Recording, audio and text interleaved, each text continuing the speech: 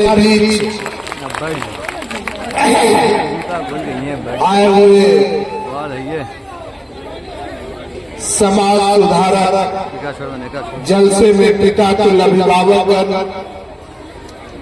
भाई तुल्य नौजवान साथियों, शक्ति स्वरूपा माता और बहना को दिल से आदाब करते हैं, स्वागत करते हैं, नमस्कार करते हैं, प्रणाम करते हैं।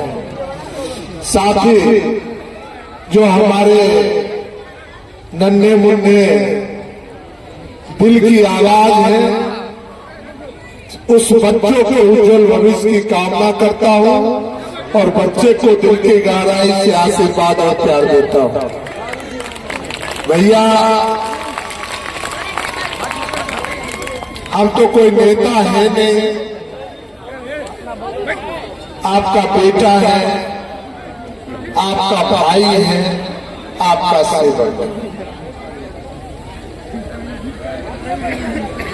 नेता बनने का शौक नहीं, ऊपर वाले से यही दुआ करते हैं जो हमारी जब भी यात्रा हो तो आपकी सेवा करते हुए हमारी यात्रा हो, यही ऊपर वाले से हम सर झुका के दुआ करते हैं। और मैं कोई प्रवचन करता भी नहीं हूँ, मैं तो सीखने का प्रयास करता हूँ।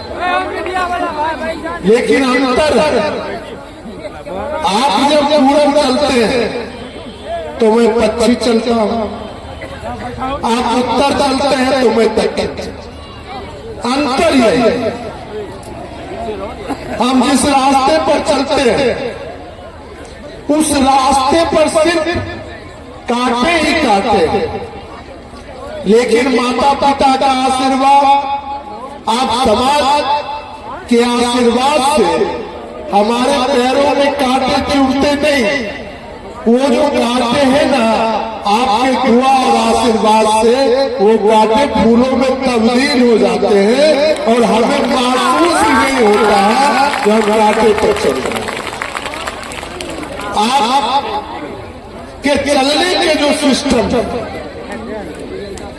ये सिस्टम को हम लाइक नहीं, क्योंकि हम अपने बाबा के आंचल में जिंदगी को जिया, अपने पिताजी के आंचल में जिंदगी को जिया है, अपने समाज के आंचल में जिंदगी को जिया है। आप नई दौर में, नई रेस में शामिल होना चाह रहे हैं, जिस कारण जितने भी धर्म में हमारे धर्म गुरु हैं, उनको समाज सुधारक कार्यक्रम लेके आपके बीच आना पड़ रहा है।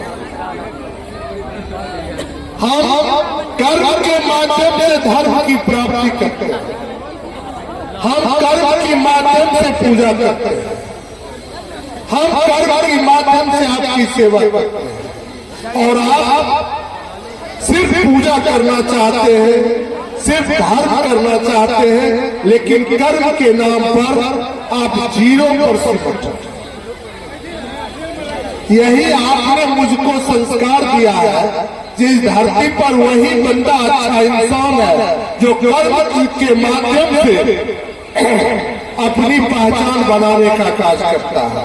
ये कोई जरूरी नहीं है जो पैसे वाले ही सेवा कर सकते हैं, ये कोई आवश्यक नहीं जो पैसे वाले, धन वाले ही समाज में अच्छी बात कर सकते हैं, सुधार कर सकते हैं, सेवा कर सकते हैं। सेवा करने के बहुत सारे आयाम हैं। एक रिक्शा चलाने वाला व्यक्ति,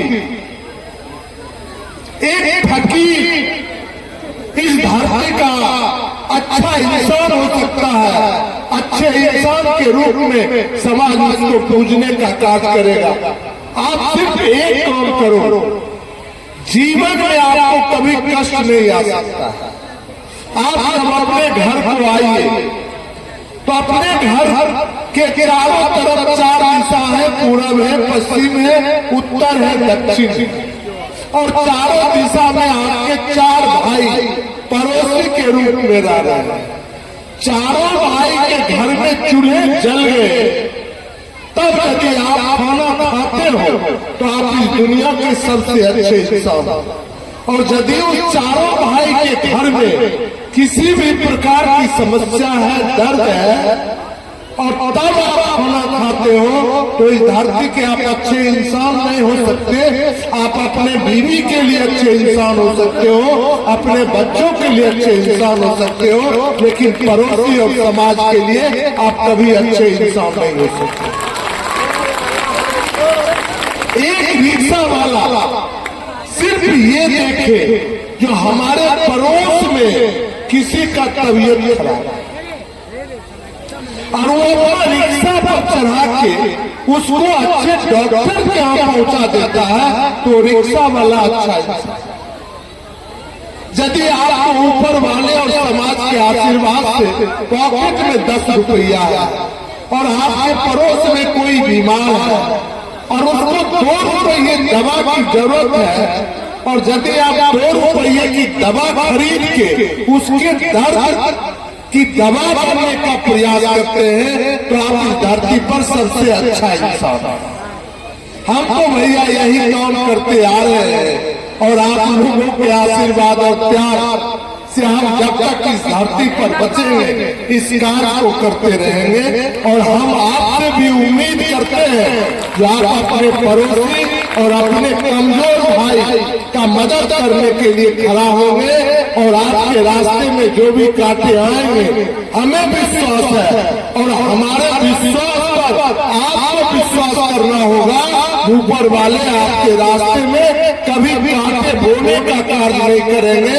यदि कोई कांटा बोने का कार्य करेगा तो उस कांटे को फूलों में तब्दील करने का कार्य करेंगे।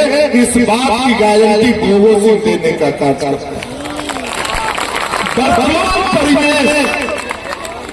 वर्तमान परिवेश बड़ा भयानक परिवेश, बहुत दुख होता है।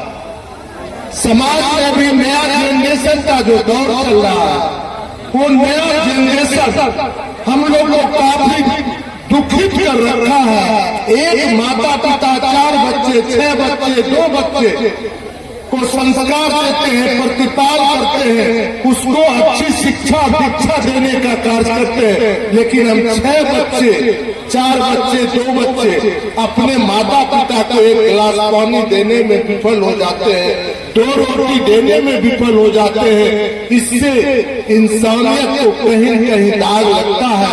हम आपसे आग्रह और निवेदन करेंगे, जो आधी रोटी खाइए, ठेला चलाइए, मेहनत कीजिए, अपने माता पिता की आंखों से आंसू गिरे तो आशीर्वाद का आंसू गिरे, मोती का आंसू गिरे, दुख का आंसू कभी गिरना नहीं चाहिए। इस जलसा में आप इसको संकल्प के रूप में लेने का कार्य करेंगे, ये मैं आपसे आग्रह और निवेदन करता हूँ। और अंतिम एक आग्रह मेरा है, जब आप अपने हालात पर कभी विचार नहीं करते, इस देश में, इस बिहार में, इस बेगूसराय में, इस सज्जादनगर नरवाड़ा में हमें लगता है जो 80% लोग अभी भी आजाद नहीं हो पाए। 80% लोग अभी भी आजाद नहीं हो पाए हैं, वो गुलाम है। और हमें लगता है जिस रास्ते पर हम आप चल रहे हैं, ये गुलामी हमें तो मंजूरी है। हमें लगता है हम अपने बच्चों के लिए भी गुलामी छोड़ के ही सिमरिया जाएंगे या मिट्टी लेने के लिए जाएंगे। इसलिए इस देश के लोकतंत्र को मजबूत करने का कार्य कीजिए। और आपके लोकतंत्र 75 वर्षों के बाद भी बड़ा ही कारगर है।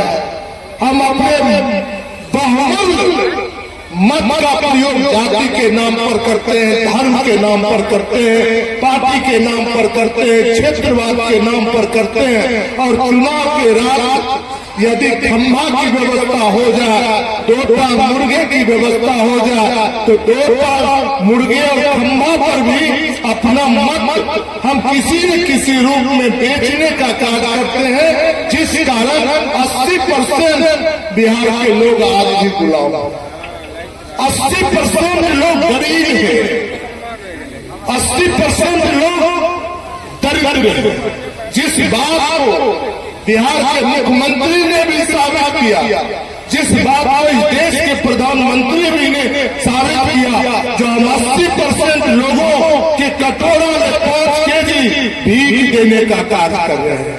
एक तरफ इस देश के प्रधानमंत्री कह रहे हैं जो हम दुनिया की तीसरी इकोनॉमी बनने जा रहे हैं, और दूसरी तरफ उसी मन से कह रहे हैं जो हम 80% लोगों के कटोरा में भीख देने का कार्य कर रहे हैं। इसका एक ही इलाज है भाई, जाति का बंधन तोड़ो, पार्टी का बंधन तोड़ो, धर्म का बंधन तोड़ो, लोकतंत्र को बेचने का नियम को छोड़ो, और अच्छे उम्मीदवार और अच्छे लोकतंत्र की जिस दिन आप स्थापना करोगे उस दिन आप 100% लोग गुलामी की जंजीर तोड़कर आजाद हो जाओगे, स्वतंत्र हो जाओगे। इसका एक इलाज मात्र है, एक इलाज, आदि पेट खाइए, ठेला चलाइए, रिक्शा चलाइए, अपने बच्चे को साक्षर मत बनाइए। अपने बच्चे को जिस दिन आप शिक्षित बना देंगे उस दिन हिंदुस्तान का लोकतंत्र मजबूत हो जाएगा, बिहार का लोकतंत्र मजबूत हो जाएगा, और आपके सामाजिक वातावरण में जो विष आए हैं उस विष को दूर करने के सार्थक प्रयास करने के लिए जो हमारे समाज के वक्ता के रूप में, गुरु के रूप में, शिक्षक के रूप में आए हैं, उनका मैं इस मंच पर दिल की गहराई से स्वागत करता हूं, चंदन वंदन अभिनंदन करता हूं, आदाब पेश करता हूं।